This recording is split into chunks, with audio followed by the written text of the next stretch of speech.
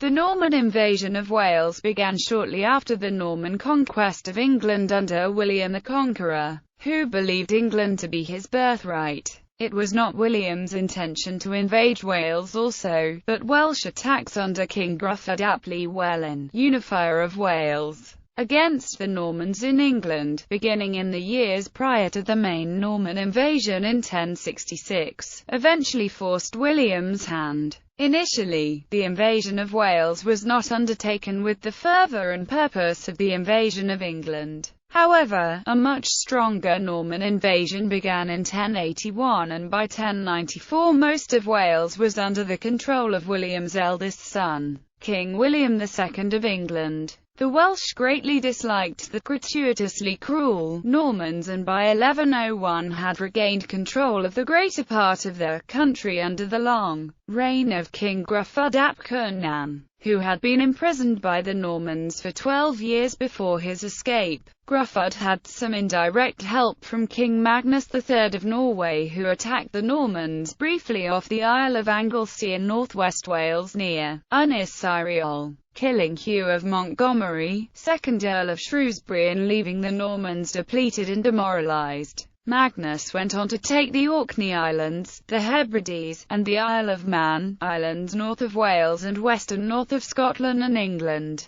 In 1098, under William's fourth son, King Henry I of England, the Normans, now well established in England, responded by pushing west into Wales. This time, both the Welsh and the Normans were more interested in making peace than fighting bloody battles, and a relatively stable situation developed, although the Normans fared worse in southeast Wales than in the west of the country. The standoff continued from 1135 to 1154 under Stephen, King of the English, nephew of Henry and a maternal grandson of William, who became locked in a power struggle and civil war with Empress Matilda, Henry's daughter and only surviving legitimate child. By the 1150s, Matilda's son King Henry II of England had set upon fighting back, leading his first expedition into Wales in 1157. He met with heavy and humiliating defeat, particularly in the Battle of Eulo at Coleshill, Coed Eulo, where Henry was entirely unsuccessful and was almost killed in the fighting, his army routed and fleeing. He moved against his British adversaries again in 1163. Later sources related how he gained an unclear form of homage from the two most powerful princes of Wales, Rhys ap Gruffydd and Owain Gwynedd, along with the King of Scotland. This was the catalyst to revolt in Wales. Henry II met with humiliating defeat in 1165 at the Battle of Croggan by the Berwyn Range.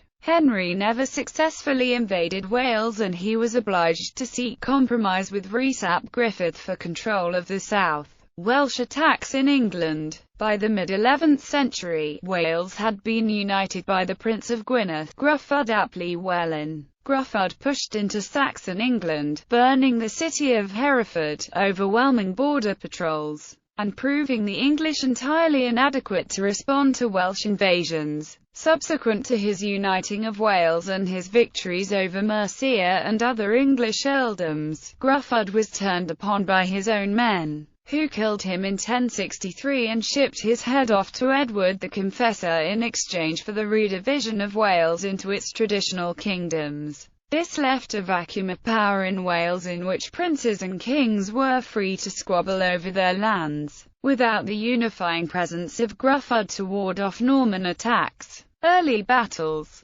See also the Norman invasion of Gwynedd and the Aberfraw resistance. It took some time for the Normans to concentrate any level of might against the Welsh, however, as they were more concerned, in the aftermath of Hastings, with England and Normandy. In addition, it was not William's goal to conquer Wales. He had come to inherit what he believed to be his birthright, the English throne, which entailed taking on the responsibilities of Edward and the Anglo-Saxon kings, including their relationships with Wales and Scotland. However, Wales had begun to force the matter, supporting English rebellions against the Normans. William's response. In response to Welsh advances, William established a series of earldoms in the borderlands, specifically at Chester, under Hugh d'Avranches, Shrewsbury, under Roger de Montgomery, and Hereford, under William Fitzosborne. He instilled a great deal of power into each earldom, allowing them control of the surrounding towns and land, rather than retaining it within the kingship.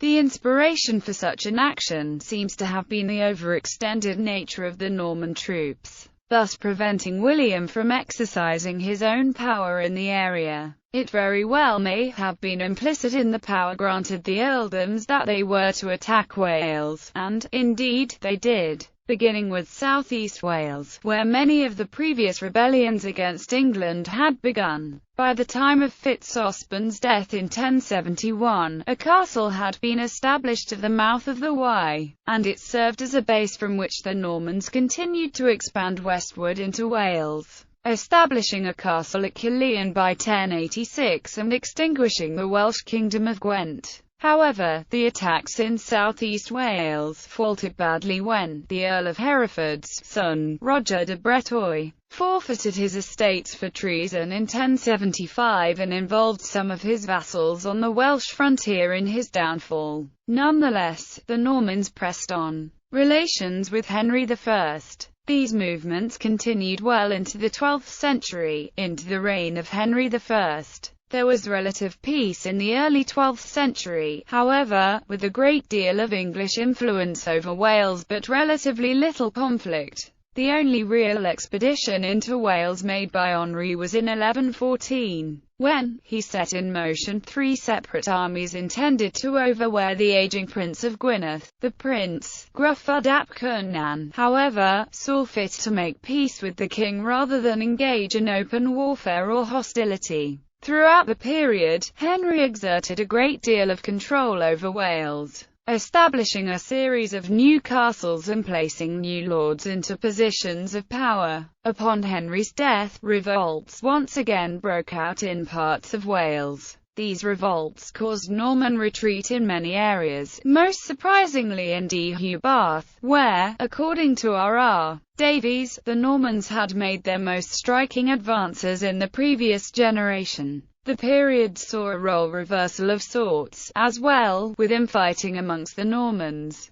the same sort which had enabled the relative fall of Wales in the previous century. Henry II and Wales. By the 1150s, Henry II had set upon fighting back, leading his first expedition into Wales in 1157. He met with heavy and humiliating defeat, particularly at Coleshill, Coed where Henry was entirely unsuccessful, almost being killed in the fighting. His army routed and fled. He moved against his British adversaries again in 1163. Later sources relate how he gained an unclear form of homage from the 2 most powerful princes of Wales, Rhys ap Gruffydd and Owain Gwynedd, along with the King of Scotland. This was the catalyst to revolt in Wales. Henry II met with humiliating defeat in 1165 at Berwyn. Henry never successfully invaded Wales and he was obliged to seek compromise with Rhys ap Gruffydd for control of the south.